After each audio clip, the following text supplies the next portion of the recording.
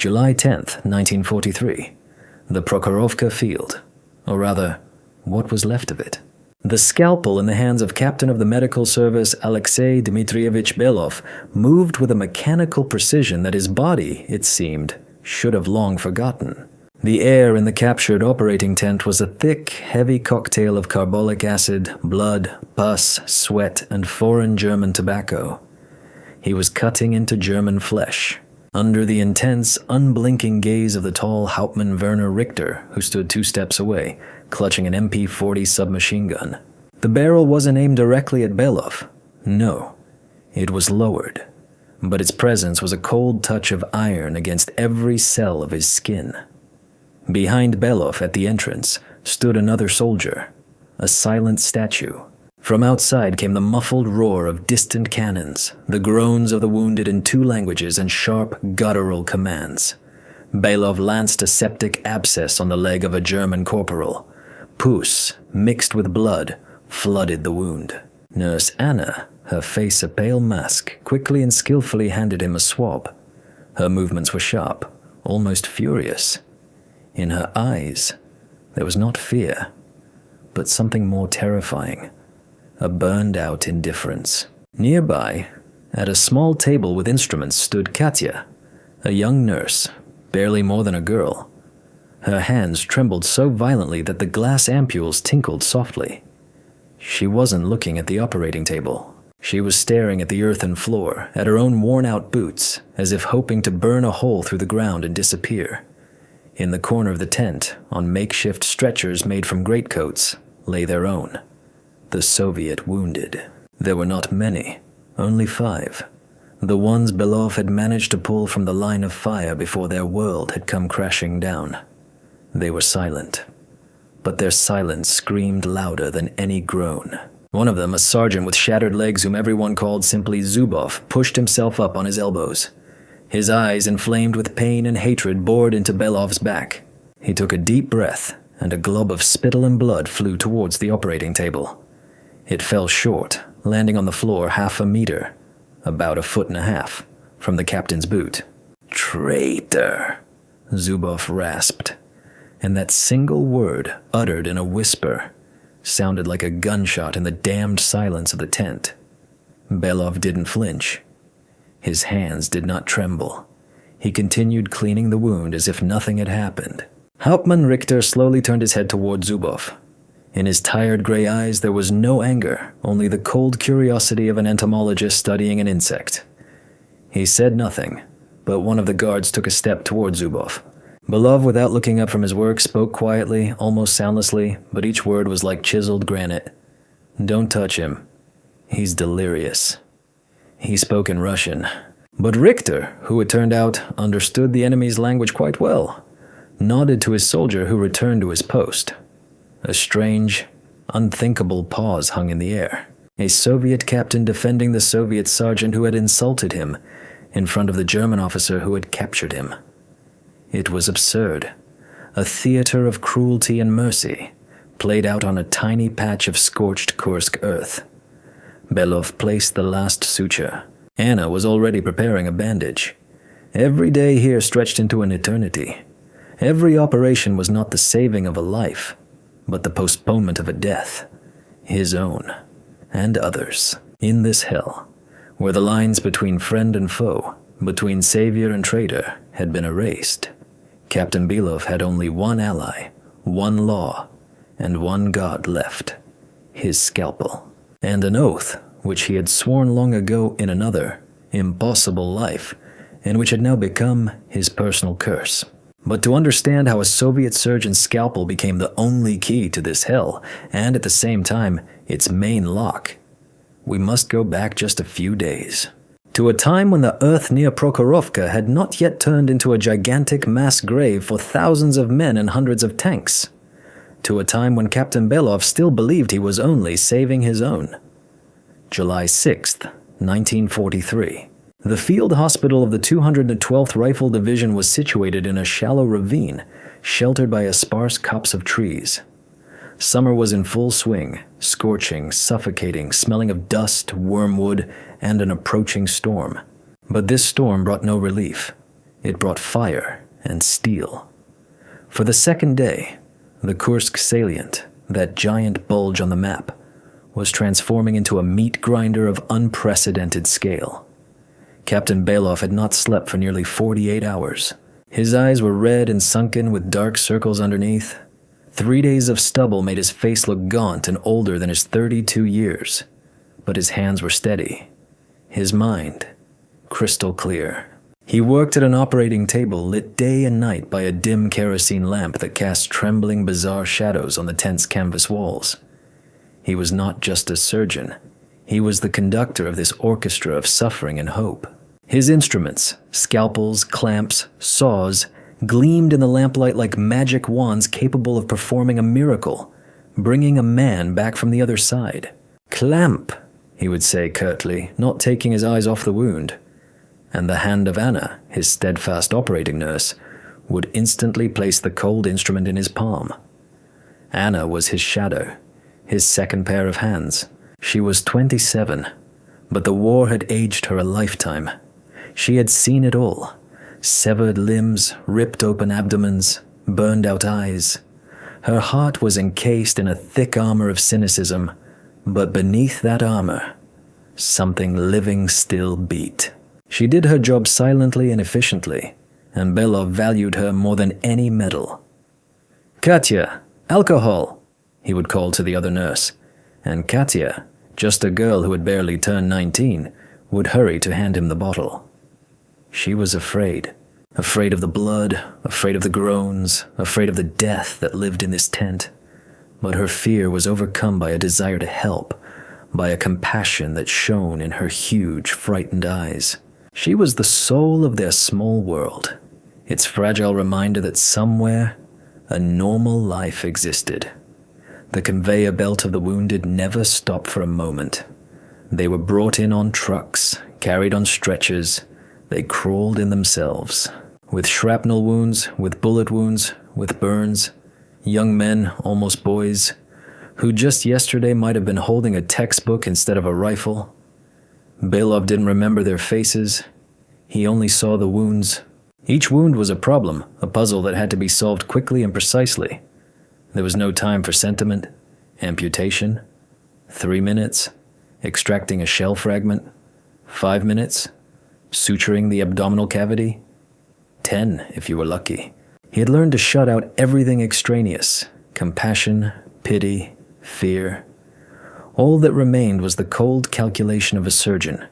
He was a machine for saving lives. In the evening, during the brief lulls when another batch of wounded had been operated on and sent to the rear hospital, Belov would step out of the tent. He would greedily inhale the cool night air, lighting a hand-rolled cigarette. The sky to the west still blazed crimson, as if reflecting the blood spilled that day. Somewhere far away, artillery rumbled. That sound had become a familiar background noise, like the chirping of crickets. He would take a worn photograph from his tunic pocket, his wife Lena and his 5-year-old son, Seryozha. They smiled at him from the card, smiled from another, almost unreal life. He would look at them and try to remember what it was like to simply live. Not to survive, but to live. On this evening, July 6th, a sense of alarm hung in the air. Intelligence reported a concentration of German tank units. There was talk of a prepared counterattack. The head of the field hospital, Major Petrov, an old and cautious doctor, had already spoken twice that day about the need to move further to the rear. But the division command had only one answer. "Hold your position. We'll be driving them back soon." Belov, finishing a cigarette, returned to the tent. Anna was already sterilizing instruments in a boiling cauldron. Katya was bandaging a lightly wounded soldier, whispering something quietly to him. And he, despite the pain, was smiling. At that moment, Belov did not yet know that these were the last peaceful hours of their lives. He did not know that very soon his ability to save people would be tested in a way he could not have imagined even in his worst nightmares. He did not yet know that the rumble he would hear in a few hours would not be a distant cannonade. It would be the sound of approaching hell, the sound of hundreds of steel tracks grinding their world into bloody dust. The night of July 6th to 7th was unnaturally quiet. Even the distant artillery exchange had died down, as if both sides were holding their breath before the decisive thrust. This silence was more nerve-wracking than any roar. Around 4 in the morning, just as the sky in the east began to turn gray, the earth trembled. At first it was barely perceptible, like a distant echo of an earthquake. Then, it grew stronger. In the operating room, instruments on a metal tray began to rattle. Belov, who was just finishing an operation on a tanker's shattered foot, looked up. His eyes met Anna's. In her gaze, he read the same question. This was no artillery preparation. The sound was different. Low, rumbling, all-pervading. It came not from the sky, but from under the earth itself. It grew with every second, turning into a deafening roar that seemed to vibrate the very air. "Tanks," whispered Katya, her face turning pale. "Ours," someone among the wounded said uncertainly. But Belov already knew. The sound wasn't coming from the east, from the rear. It was coming from the west, straight at them. The catastrophe struck suddenly without warning. The first shells hit the field hospital's location with a deafening crash. One of them struck a truck full of medical supplies, which exploded into a fireball. The earth bucked. The canvas wall of the operating tent was ripped open by shrapnel. The kerosene lamp went out, plunging everything into darkness. The screams of the wounded mingled with the crackle of machine gun fire. Belov acted on pure instinct. "Everyone down. Anna. Katya. To me."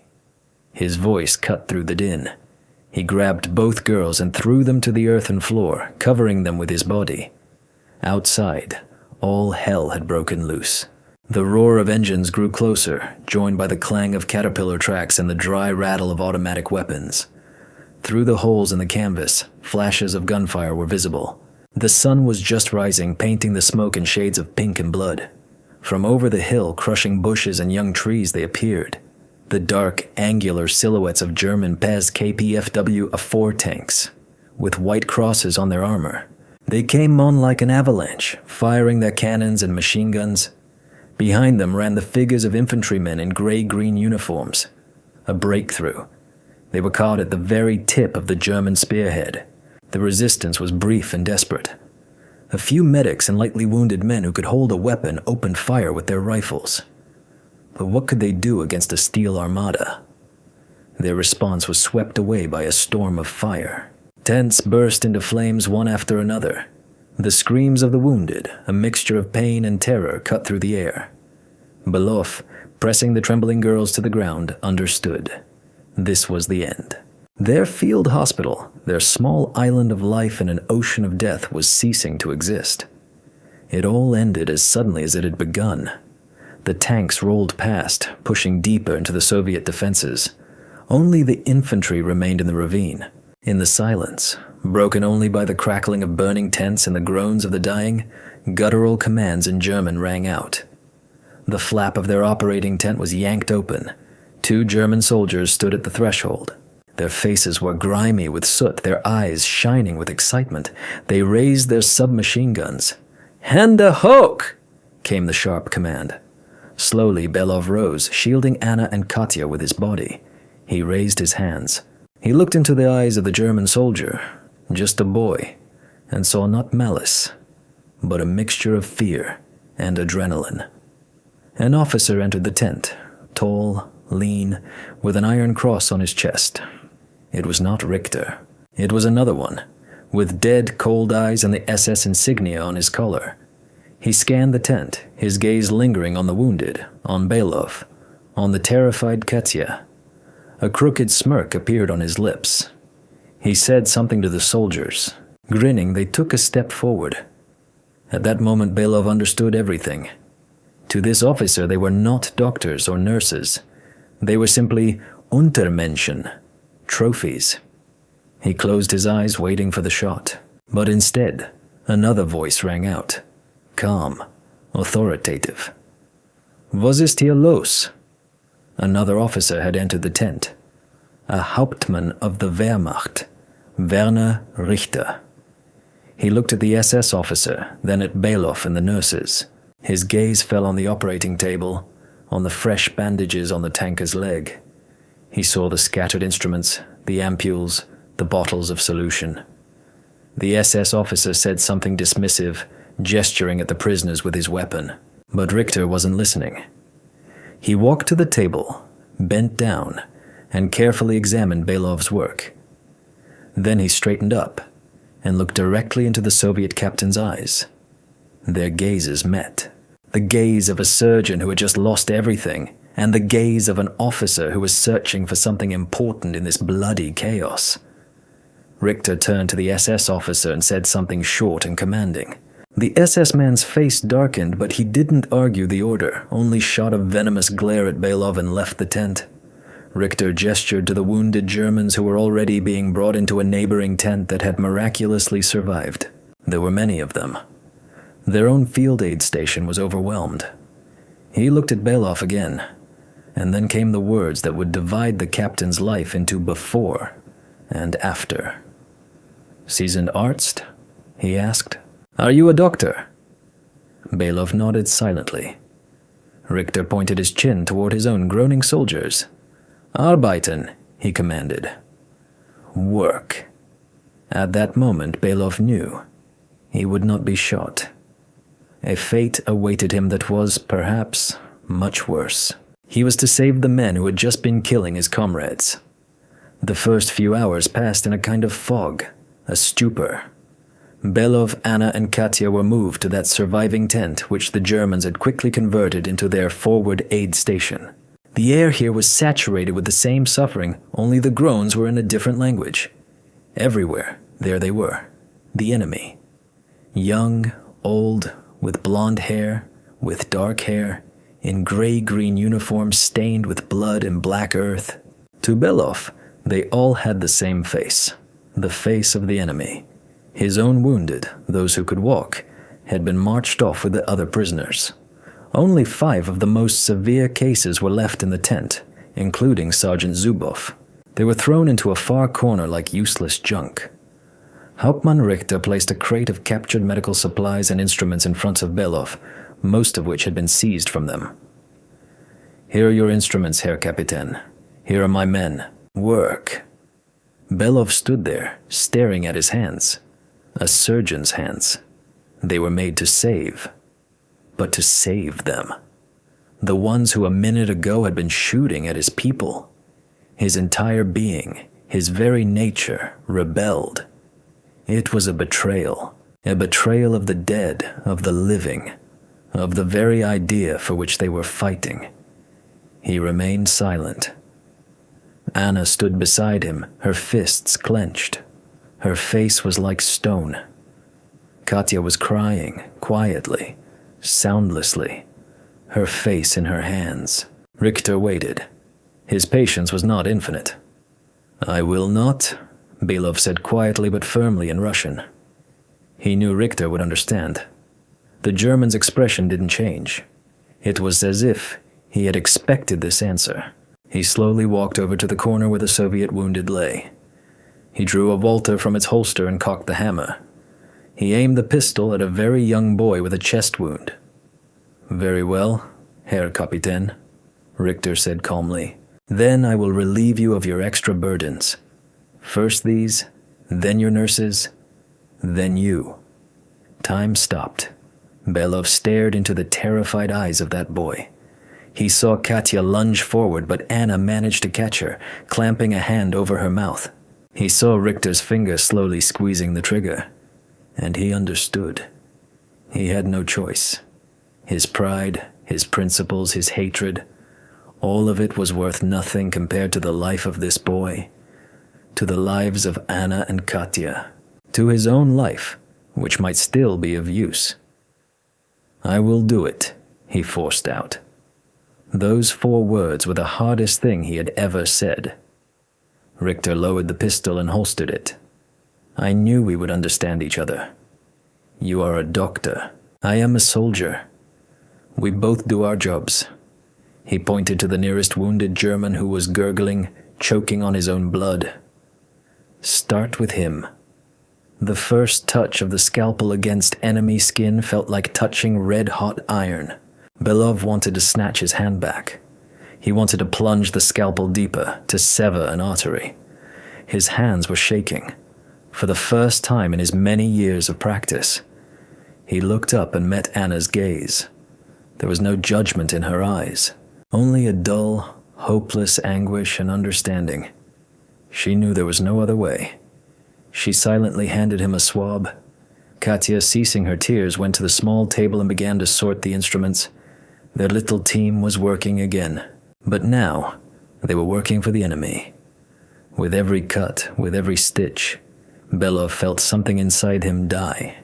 That part of his soul that divided the world into black and white, into friend and foe. He was saving the life of a man who, if he recovered, would pick up his weapon again and go on to kill his countrymen.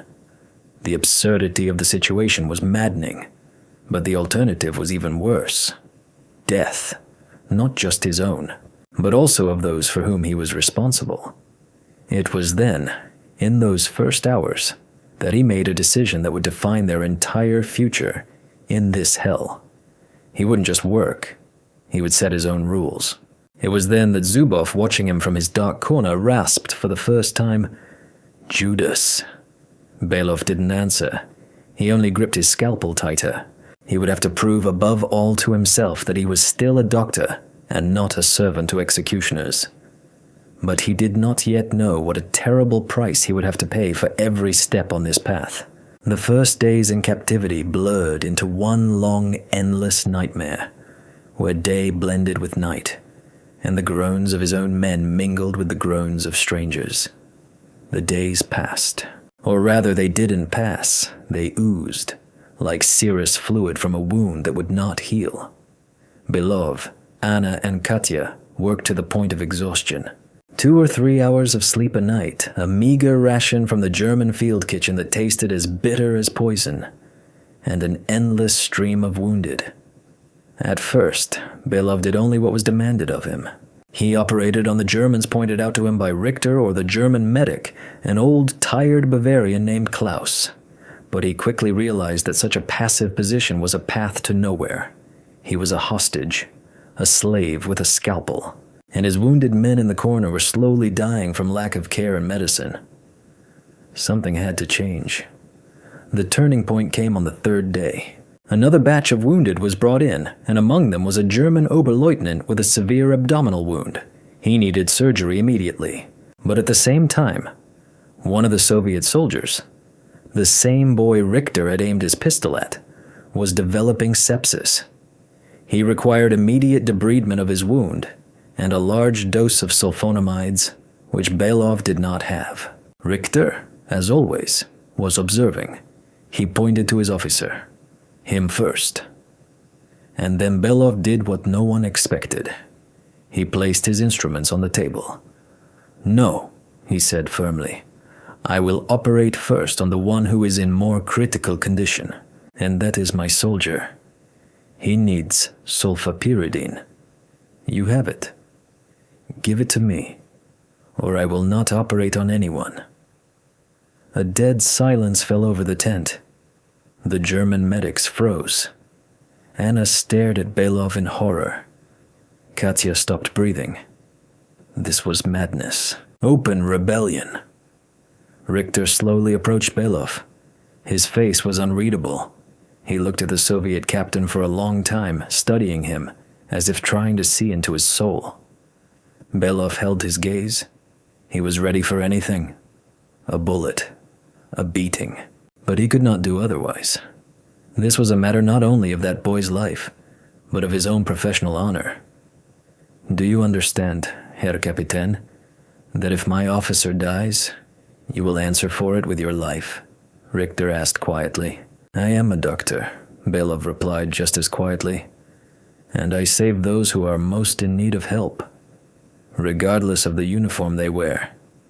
That is the only rule I work by. It's this way, or no way at all." The unbelievable happened. Richter, after a moment's hesitation, nodded to his medic. "Klaus, give him the sulfapyridine." And he added, looking at Belov, "But then, my lieutenant. And if you don't make it in time..." He didn't finish the sentence. It was a victory. A small, fragile victory, but a victory nonetheless. Belov had not just bartered for his soldier's life. He had seized power in this little hell. A power based not on the strength of arms, but on the strength of his knowledge and his principles. From that day on, everything changed. Belov established a system of triage in the tent. He personally examined every new arrival, Soviet and German alike, and he alone decided who would be operated on first. He created an assembly line where nationality meant nothing. The only thing that mattered was a man's condition. This caused grumbling on both sides. The Germans watched with suspicion as he took an Ivan to the table first. His own wounded, especially Zubov, ground their teeth in hatred when he spent hours working on some Fritz bastard while their comrades awaited their turn. But Belov was adamant. He was a surgeon, and for a surgeon there are no enemies, only patients. His unexpected weapon became the Hippocratic Oath, taken to its absolute, absurd extreme.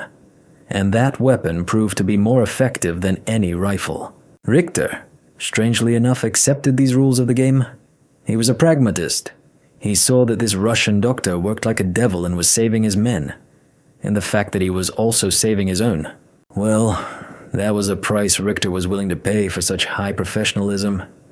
A strange, unspoken relationship formed between the two captains, the Soviet and the German. It wasn't friendship, God forbid. It was the respect of two professionals caught on opposite sides of the barricades, but each doing their job with integrity. Richter supplied Belov with everything he could get. In return, Belov brought his soldiers back from the brink of death. One evening, when Belov, stumbling with fatigue, stepped outside for some air, Richter approached him and offered him a pack of German cigarettes. Belov silently took one. They smoked in silence, watching the distant flashes on the horizon. "I have a wife and 2 daughters in Berlin," Richter said unexpectedly. "My father was also a doctor." Belov said nothing. He only exhaled a cloud of smoke into the night sky. This brief moment of humanity in the midst of the slaughter was as fragile as glass, and Belov knew that at any moment it could shatter into 1,000 pieces, because their fragile world, built on medical duty, was hanging by a thread, and that thread was about to snap.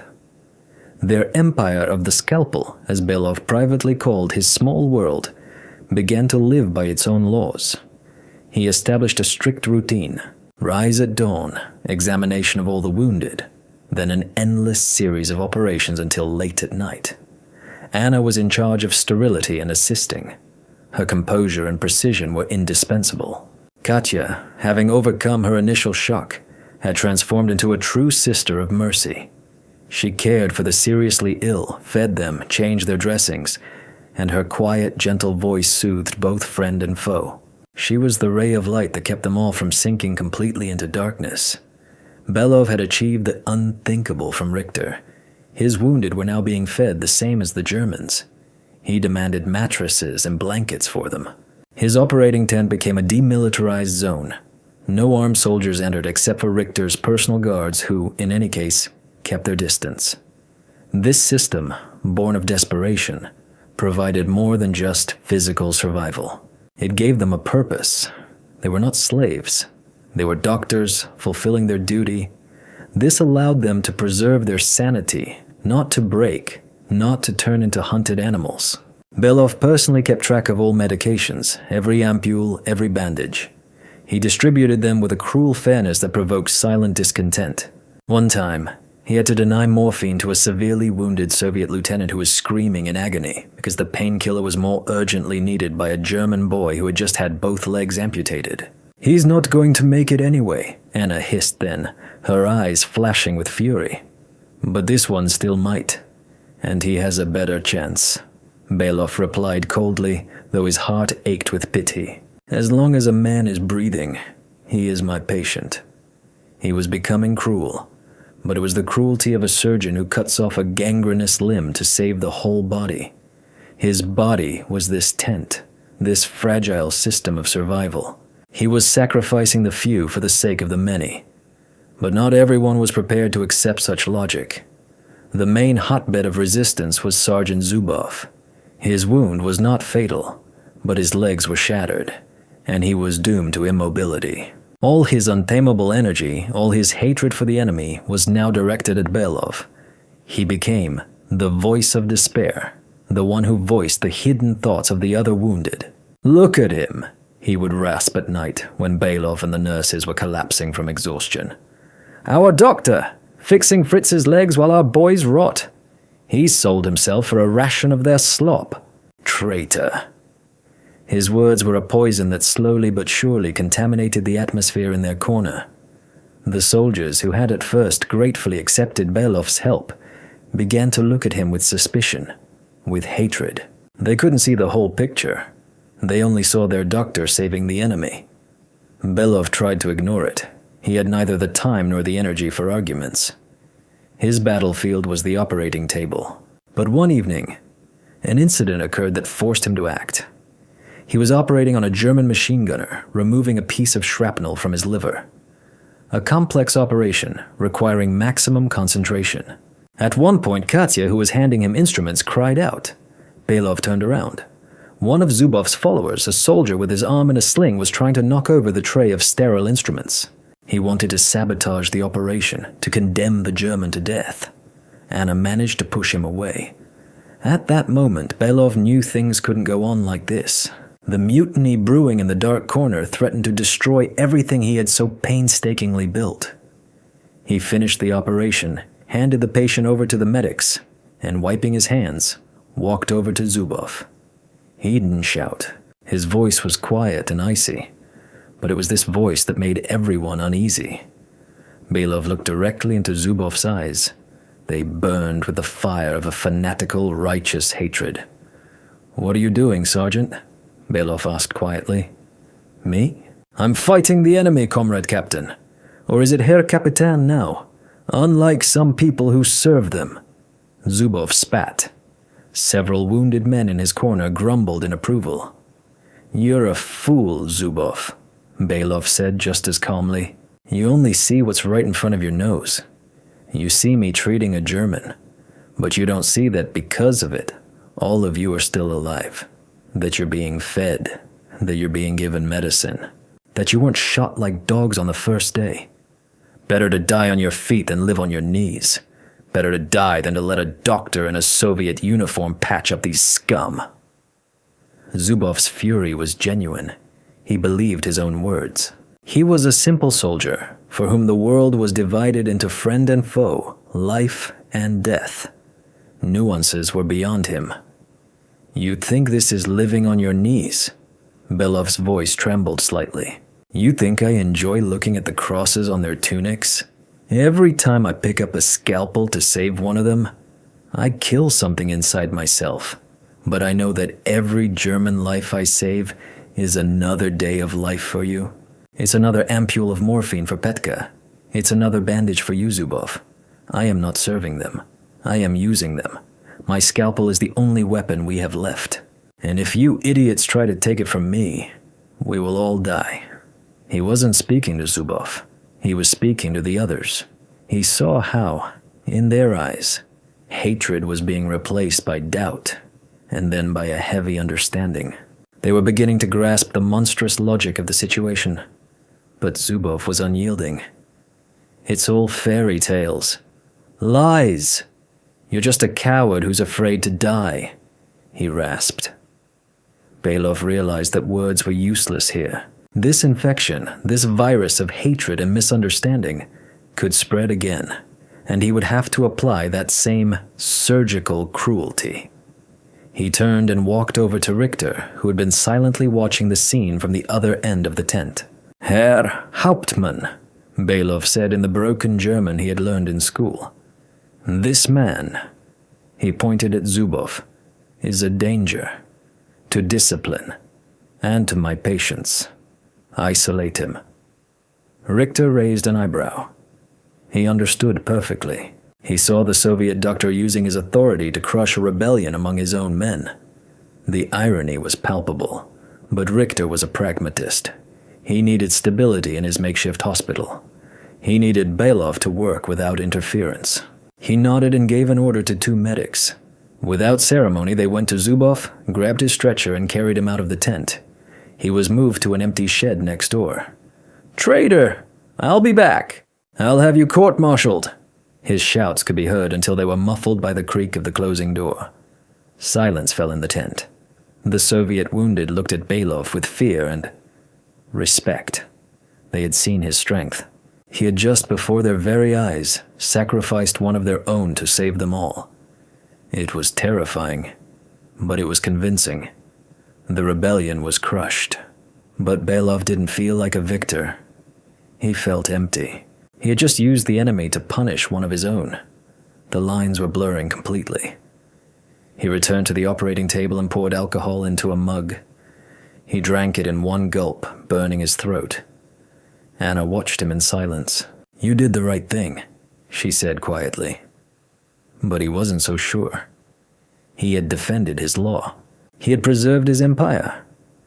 But while they were sorting things out among themselves, while he was fighting his small war for order, the larger war was preparing a new, most terrible test for them. At the very moment the door closed on Zubov, a vehicle pulled up to the tent. Medics began to carry in new wounded, 2 of them. One was a German officer, high-ranking by the looks of him. A map case was chained to his wrist. He was unconscious with a shrapnel wound to the chest. The second was one of theirs, a scout in a camouflage smock. He was also unconscious. But before he finally passed out, he managed to whisper a few words to the medic who was dragging him. "Coordinates. Artillery regiment. Report." Fate had presented Belov with a final, most cruel ultimatum. Belov approached the stretchers. A first quick examination confirmed his worst fears. Both were on the brink. The German officer, whose name it turned out was Major von Arnim, had a penetrating chest wound. The shrapnel had most likely punctured a lung. Internal bleeding. Hemothorax. Without immediate surgery, he would be dead within the hour. The Soviet scout, a young man with no insignia, had a similar prognosis, but his wound was to the abdomen. Peritonitis was already setting in. He too had only hours left, but there was one critical detail. Belov had only one sterile kit for a major surgery, one last ampule of ether for anesthesia, and he only had enough of his own human strength for one long, complex operation. Sterilizing the instruments again would take too much time. The second man simply wouldn't survive. He had to choose. Richter stood nearby. His face was darker than a storm cloud. Von Arnim was not just an officer. He was from Corps headquarters. His map case surely contained vital information. "Doctor," Richter's voice was as hard as steel. "You will save the major. That is an order." The Soviet wounded, watching the scene from their corner, were silent, but their gazes were fixed on Belov. In them, he could read a plea. Save your own. He's a scout. He knows something important. Coordinates. It could save hundreds, thousands of lives. It could change the course of the battle in their sector. This was no longer a question of medical ethics. It was a question of strategic importance. Save an enemy staff officer or one of his own scouts with priceless intelligence. The duty of a doctor versus the duty of an officer. The Hippocratic Oath versus the oath to his motherland. His entire system built on impartiality was crumbling in an instant. Now he couldn't choose the one who was more critical. They were equally critical. Now he had to make a choice. A conscious, moral, political choice. Belov leaned over the scout. The man regained consciousness for a moment. His clouded eyes focused on Belov. "Brother," his chapped lips whispered. "Grid square. 42. 16. All their artillery is there. Pass it on." And he lost consciousness again. Belov straightened up. He had heard everything, and he understood what it meant. Those numbers were the lives of his comrades, and the deaths of his enemies. Anna watched him, holding her breath. For the first time in a long while, An expression of desperate hope appeared on her face. Katya was praying, her lips moving silently. Their entire small colony froze, awaiting his decision. A decision on which everything depended.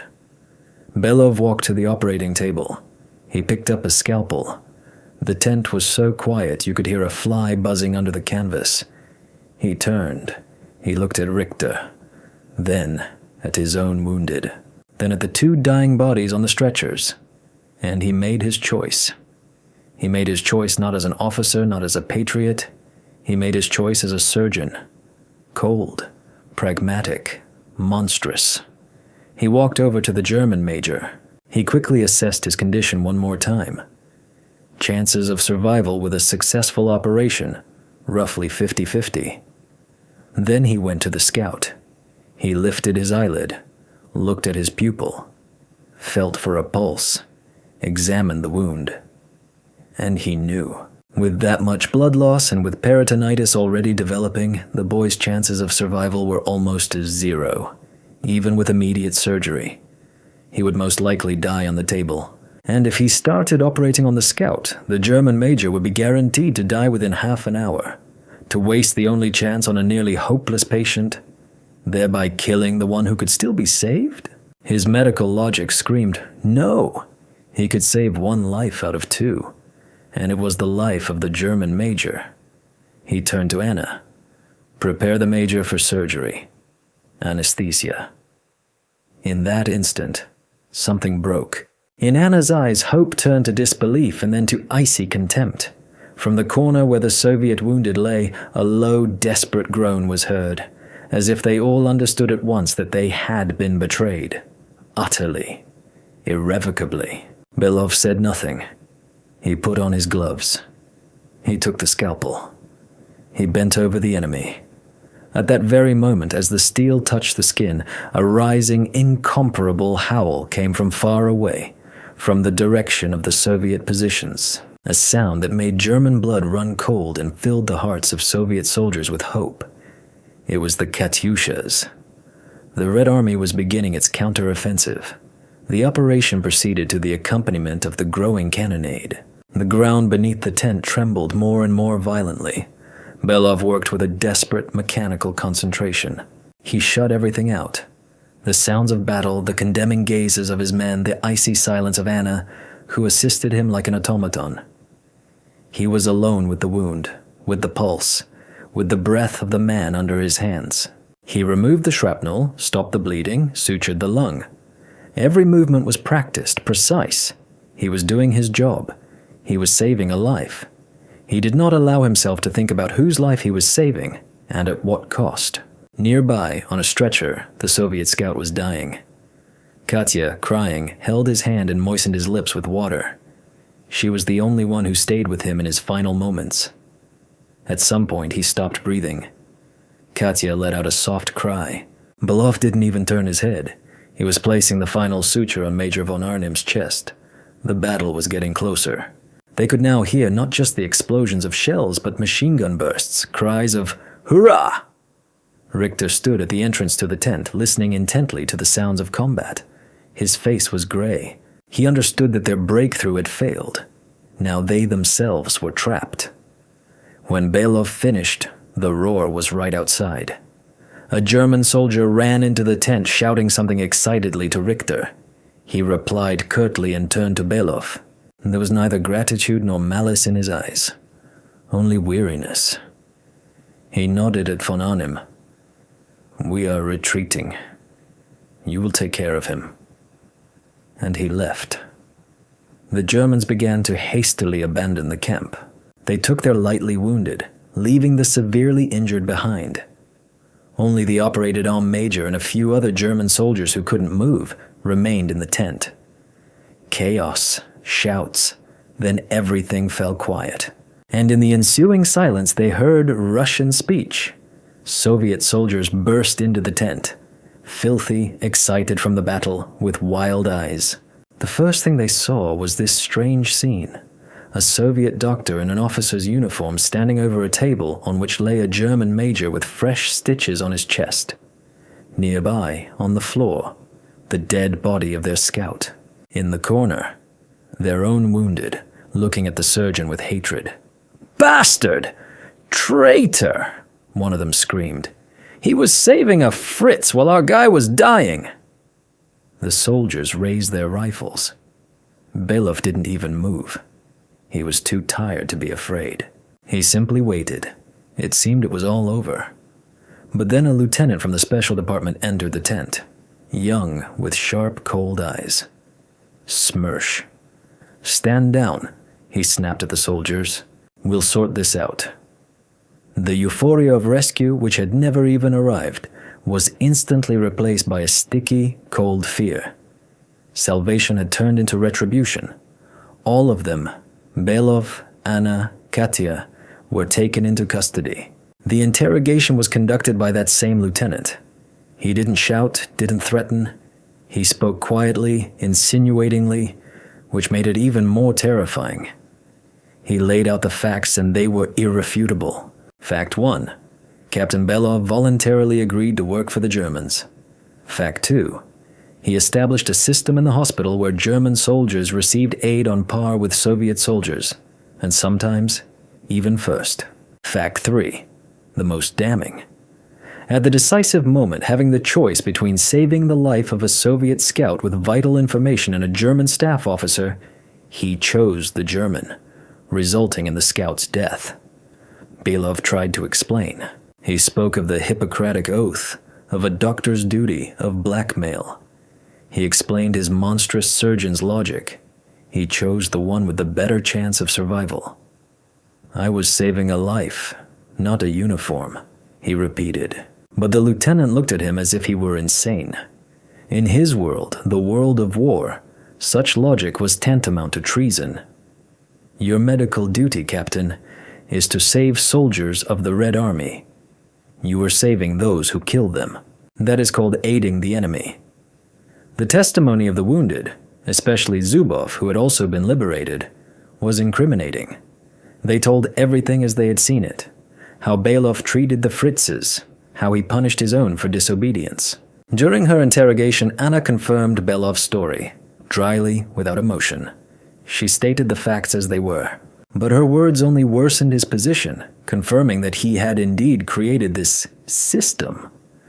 Katya cried and tried to defend the captain, saying he had saved them all, but no one took her rambling, emotional account seriously. The verdict was a foregone conclusion. Captain Belov, a surgeon who had saved dozens, perhaps hundreds of lives on both sides of the front, was officially declared a traitor. His incredible feat of survival and service to his duty under inhuman conditions was deemed treason by the system. A tribunal awaited him. His personal hell was just beginning. He had survived the inferno of the Kursk Salient only to be thrown into the gears of another, no less merciless machine. The fate of the heroes of this story was tragic, like the fates of many whose deeds did not fit into the Procrustean bed of official war chronicles. Captain Alexei Dmitrievich Belov was tried by a military tribunal. The death sentence, considering some extenuating circumstances and a shortage of qualified personnel, was commuted to 25 years in the camps and assignment to a penal battalion. But he never made it to the Strafbat. At a transit point, he contracted typhus and lingered between life and death in an infirmary where he was treated worse than an animal. His own profession saved him. When the camp's chief medical officer learned he had a god-tier surgeon on his hands, he, despite the conviction, arranged for his transfer to the camp hospital. So Belov once again took up a scalpel. He operated on prisoners, guards, civilian employees. He saved hundreds more lives while remaining an enemy of the people. He served 12 years and was released under an amnesty in 1955. A gray-haired, sick, broken man. He returned to his hometown, but his wife, having received notice that he had been convicted as a traitor, had long since renounced him and married another man. He never saw his son again. He was forbidden to work as a surgeon. He spent the rest of his days working as an orderly in the city hospital, a silent, grim old man whom everyone shunned. He died of a heart attack in the early 70s. Efforts to rehabilitate his name began only many years later, after his death. Anna, the operating nurse, received 10 years in the camps as an accomplice. Her hardened character helped her survive. She served her entire sentence from start to finish working in a logging camp. After her release, she moved to Siberia, married a fellow ex-prisoner, and never spoke of the war again. She burned all her wartime photographs and documents, trying to erase that period from her memory. The fate of Katya, the young nurse, was the saddest of all. As the youngest and most easily misled, she was sentenced to 5 years of exile, but her fragile psyche could not withstand the trauma. She broke during the interrogations. In exile, she developed a mental illness and spent the rest of her life in a specialized institution. A quiet, disturbed woman who, until the day she died, whispered about the wounded and asked for clean bandages. Sergeant Zubov, on the contrary, became a hero. He was held up as a model of resilience and patriotism, a man who, even in captivity, tried to fight against treason. He was discharged due to his injuries, returned to his native village with a medal on his chest, worked as a collective farm chairman, and often spoke to schoolchildren about his heroic deeds and the importance of always remaining loyal to the motherland. He never mentioned Captain Belov. The German Hauptmann Werner Richter most likely perished in that same year of 43 during the retreat. No information about his subsequent fate could be found. Whether Major von Arnim, whom Belov saved at the cost of his own reputation and freedom, survived is also unknown. His trail was lost in the bloody chaos of the Eastern Front.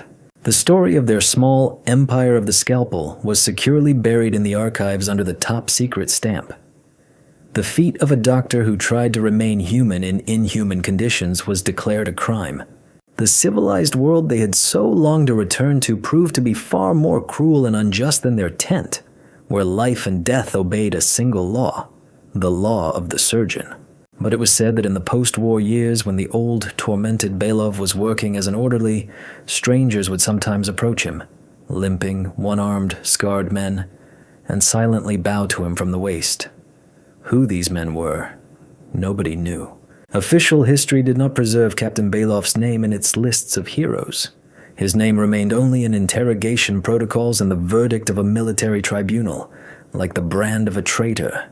His personal file, his attempt to explain his actions, his story of his oath and medical duty were filed away and locked in a distant archive as an inconvenient, unheroic, and even harmful page of the war. The war demanded clear-cut heroes and clear-cut traitors, complicated stories where white mixed with black, where a heroic act could look like treason, and where saving an enemy became the only way to save one's own. Such stories were not needed. They undermined the simple, understandable myth of the great victory. But real history, the truth from the trenches, does not live in archives. It lives in the memory of people, passed from mouth to mouth, acquiring details and turning into legend. Among frontline medics, those who had passed through the hell of field hospitals, a tale circulated for a long time. They told it in whispers, around a campfire, over the commissar's 100 grams of vodka. The legend of the mad surgeon of the Kursk Salient. It was said that there was a captain there who, in a captured field hospital, created his own state. A state without borders or nationalities, where the only law was the Hippocratic Oath, and the only ruler was a surgeon with a scalpel in his hand. In this state, there were neither Soviets nor Germans, only patients. And he, like an impartial god, decided who would live and who would die, guided not by orders or patriotism, but only by the severity of the wound. A belief circulated among the soldiers that if, after that terrible summer of 1943, you happened to end up in a hospital with a complex wound, you had to hope that you would be operated on by a doctor who had heard the legend of Belov, because such doctors understood something that others did not. They understood that a doctor's true battle is not fought on the front line, but on the operating table, and the enemy in this battle is singular. Death, and death wears no uniform. This story became a parable about a terrible choice, about human duty in inhuman conditions, about how the most important victories are sometimes won not with a weapon, but with a conscience, and about how such victories sometimes demand the highest price: oblivion and shame. This story is not just a chronicle of a forgotten event. It is a reminder that even in the darkest hell created by men, there's always a place for humanity, even if that humanity seems like madness, and that sometimes the greatest feat is not to kill the enemy, but to remain true to oneself, to one's oath, to one's soul, even if the whole world considers you a traitor.